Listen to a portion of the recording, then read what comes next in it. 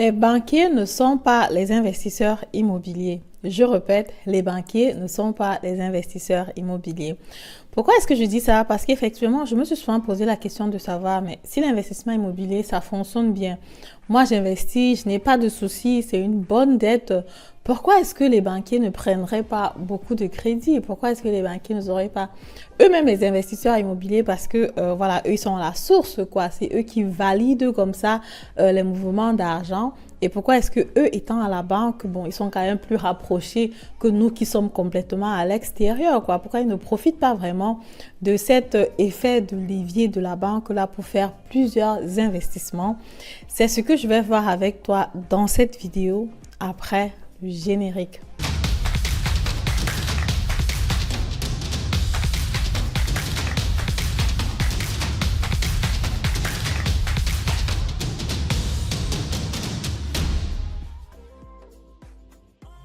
Alors, salut à toi, bonjour, si tu ne me connais pas encore, mon nom c'est Madeleine Nintetem, je suis investisseur immobilier, entrepreneur dans le domaine de l'immobilier, auteur du livre Devenez millionnaire avec l'immobilier.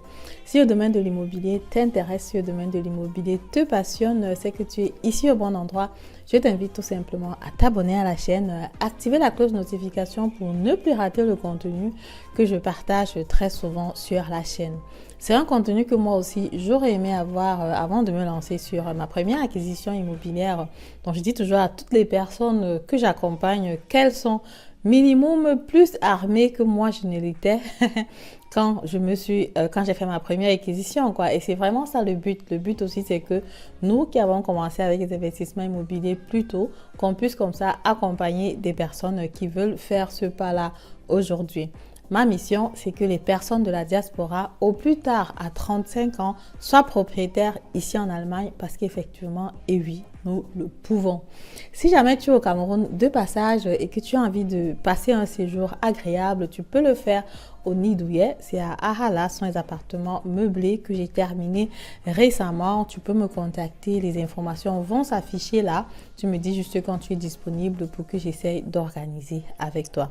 Alors, sans plus tarder, rentrons sur la thématique du jour. D'où me vient l'idée comme ça de faire cette vidéo?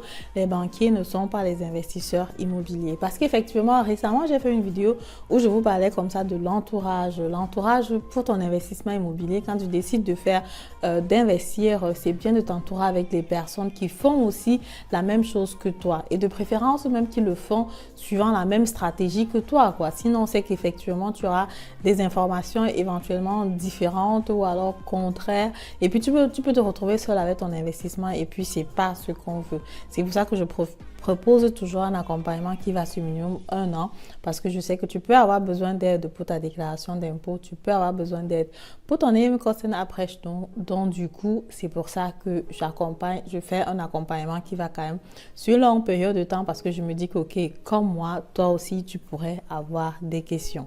Donc voilà, d'où me vient l'idée de faire cette vidéo. C'est donc une fois quand j'ai discuté avec mon banquier parce qu'effectivement, quand on a déménagé de Berlin pour le Brandenburg ici, là, voilà, vous savez comment ça se passe. Il faut changer une nouvelle adresse partout.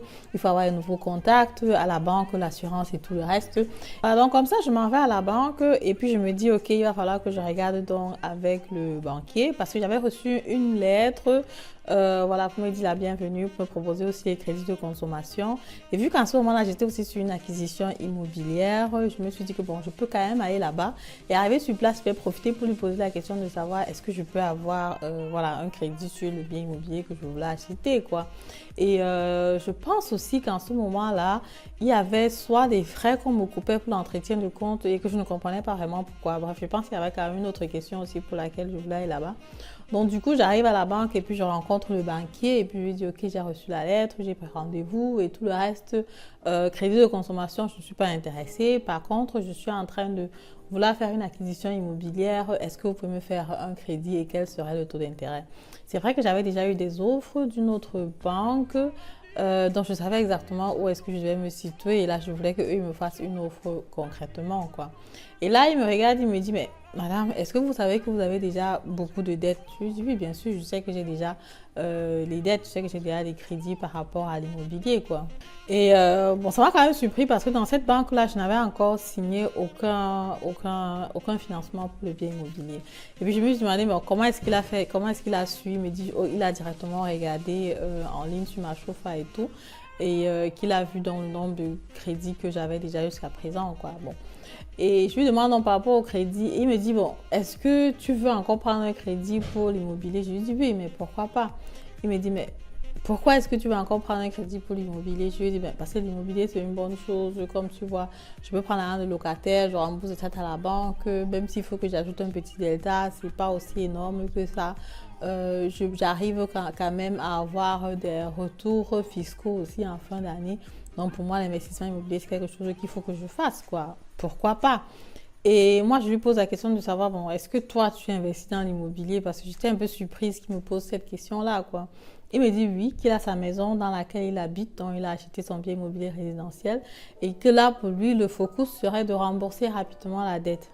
Bon, c'est vrai qu'en ce moment-là, je me dis, mais comment est-ce que le focus peut être de rembourser rapidement la dette? Je veux dire, c'est déjà complètement contraire au mindset qu'on a normalement, quoi. Le bon mindset est de dire que tu commences par l'immobilier locatif avant de prendre par le résidentiel. Bon, lui, il a commencé par le résidentiel, ce qui est déjà pas vraiment correct. Après, je me dis, mais pour quelqu'un qui travaille à la banque, pourquoi est-ce qu'il n'a pas commencé par le locatif pour se construire un patrimoine qui est important, quoi? Bref, je n'ai vraiment rien compris. Je dis, mais pourquoi alors vouloir être pressé pour rembourser la dette? Bon, là, j'ai compris pourquoi il est pressé pour rembourser la dette.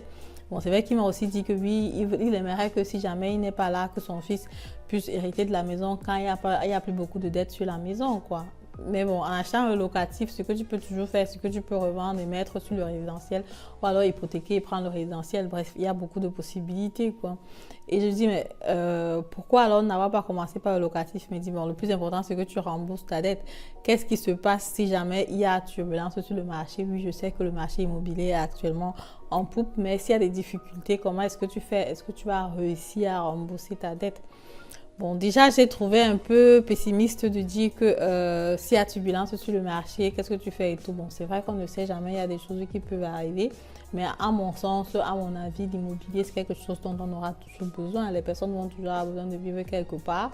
Et si ton locataire n'arrive pas à te payer le loyer, bon, il y a l'État qui peut subventionner et qui peut venir payer le loyer. Donc, du coup, c'est plutôt relax, quoi, dans mon avis. Et finalement, je suis donc sortie de cette rencontre, de ce rendez-vous, un peu perplexe parce que, comme je disais au début, moi, dans ma tête, je me disais que, bon, si jamais je travaillais à la banque ou alors s'il y avait un bon contact à la banque, c'est que j'allais prendre, voilà, j'allais prendre le maximum de crédit possible.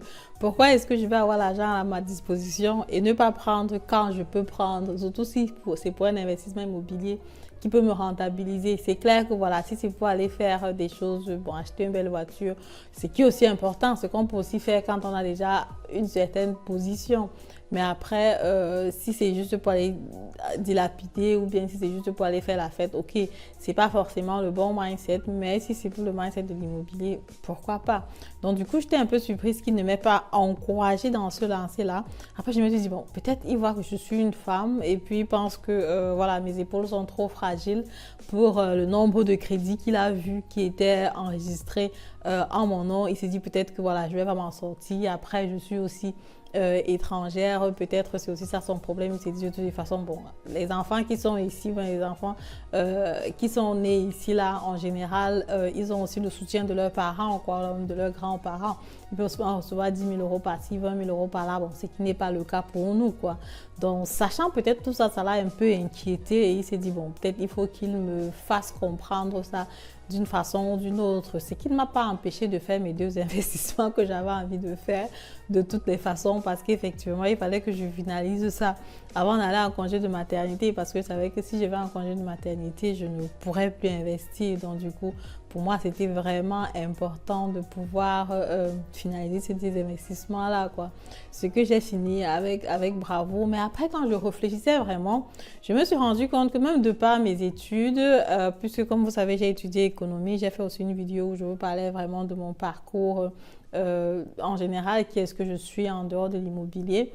Quand j'étudiais économie aussi, je me suis rendu compte que c'est un domaine où à la banque, les personnes vont être vraiment orientées risque. C'est un mindset qu'on forge là-bas, quoi, dans le sens où pour que la banque sorte de l'argent, alors pour qu'un banquier valide, pour que toi, un individu, tu reçoives de l'argent, il faut vraiment que toutes les lampes soient vertes, quoi, qu'on sache qu'effectivement, tu vas pouvoir rembourser, même si le locataire ne paye pas, que tu aies au moins 3 mois de loyer dans ton compte, que tu es quand même quelqu'un de pas risqué, surtout si en Allemagne, ton salaire doit aller avec et toutes ces vérifications qu'il faut faire là. Donc, du coup, tu comprends que le banquier, les personnes qui travaillent à la banque sont plus orientées risque, quoi. Ce sont des personnes qui peuvent beaucoup plus voir que, ok, c'est risqué de faire ce move que de penser que, ok, avec ce move, on peut plutôt s'enrichir, quoi. Donc, comme on dit souvent, les personnes qui voient souvent le verre à moitié plein, le verre à moitié vide que de voir le verre à moitié plein, quoi. Mais moi, je me dis, ok, parce que quand il m'a posé la question de savoir, voilà, si quelque chose se passe mal avec tes investissements, qu'est-ce que tu fais? Pour moi, je me dis, quand tu veux faire un investissement, c'est vraiment comme quand tu veux faire aussi un projet enfant, hein, parce que quand tu décides de faire un enfant, qu'est-ce qui se passe si ça se passe mal? Tu ne peux pas savoir et puis tu vas tout simplement soutenir, que ce soit ton enfant, que ce soit le projet, tu ne peux jamais savoir à 100% avant de te lancer parce qu'effectivement, voilà, tu peux accoucher l'enfant après, tu ne sais pas s'il va s'occuper de toi demain, tu ne sais pas s'il va suivre tes conseils, bref, tu ne sais rien, quoi. Mais après, tu le fais et tu fais de ton mieux pour qu'il soit aussi du bon côté, quoi. Mais après, la même chose sur ton investissement, que ce soit l'investissement immobilier ou tout autre investissement, tu fais de ton mieux pour que ton locataire soit satisfait et pour que voilà, les revenus viennent, quoi. Mais après, si ça ne vient pas, ça peut arriver qu'il y ait des difficultés. C'est pour ça que je parle aussi souvent beaucoup d'entourage en investissement immobilier, d'être avec des personnes qui investissent comme toi pour pouvoir échanger les idées, pour ne pas te retrouver seul, quoi, parce que les difficultés, il peut y en voir naturellement. Alors, et pour finir dans la vidéo sur les banquiers qui ne sont pas des investisseurs immobiliers, du moins plusieurs, ou alors ceux que j'ai rencontrés et à qui j'ai posé la question, ce que j'ai aussi remarqué, c'est que naturellement, étant à la banque, il y a d'autres produits financiers. Donc, il y a des produits financiers qui vont être plus intéressants. Tu peux investir à la bourse, tu peux investir dans les fonds, tu peux investir, voilà, sur d'autres produits financiers, quoi. Et là-bas, tu as tendance aussi à avoir la rentabilité assez rapidement. Et aussi, étant à la banque, tu peux facilement plus comprendre ces projets-là que les personnes qui sont à l'extérieur, quoi. Et ça peut éventuellement plus te rapporter de l'argent si tu arrives à convaincre des personnes à prendre ce type de produit. Donc, du coup, je pense aussi que c'est une raison pour laquelle les banquiers vont beaucoup plus se focaliser sur d'autres types d'investissements, voilà, comme la bourse, comme les fonds, les ETF et tout, que de se concentrer ou alors que de regarder le domaine de l'immobilier, quoi, parce qu'ils savent que voilà, à travers ça, ils peuvent gagner de l'argent et ils ont aussi normalement une compréhension qui va être plus élevée que nous qui sommes à l'extérieur. Donc c'est juste comme ça ce que je voulais encore ajouter dans la vidéo, parce que aussi voilà, sur les fonds et sur les actions, généralement le montant que tu investis ne va pas être très important. Il y a une certaine volatilité, tu peux aussi perdre cet argent-là, mais après, si c'est 1 000 euros, si c'est 2 000 euros, ça va, quoi. Mais si c'est l'investissement immobilier et que les choses ne se passent pas bien, c'est directement un montant qui va être très important, qui va être mis en danger. Et donc, du coup, vu qu'il y a dans cette possibilité d'avoir peur du risque qu'il y a donc de leur côté, ce qui fait qu'ils vont plus donc se pencher sur les investissements où le volume va être peut-être un peu petit et là en cas de perte c'est pas aussi grave que ça. C'est ce que je voulais donc partager avec vous dans cette vidéo. Si la vidéo vous a plu, comme d'habitude, dites-moi en commentaire, est-ce que vous avez déjà discuté avec des banquiers par rapport à cela? Comme je dis, ce n'est pas une règle générale, c'est juste mon avis par rapport à cette conversation que j'ai eue avec ce banquier-là. Il y a d'autres banquiers qui investissent aussi naturellement. Mais bon, je voulais juste partager avec vous. Et puis voilà, c'est juste mon avis. Et puis voilà, dites-moi ce que vous en pensez et à très bientôt pour la prochaine vidéo. Au revoir.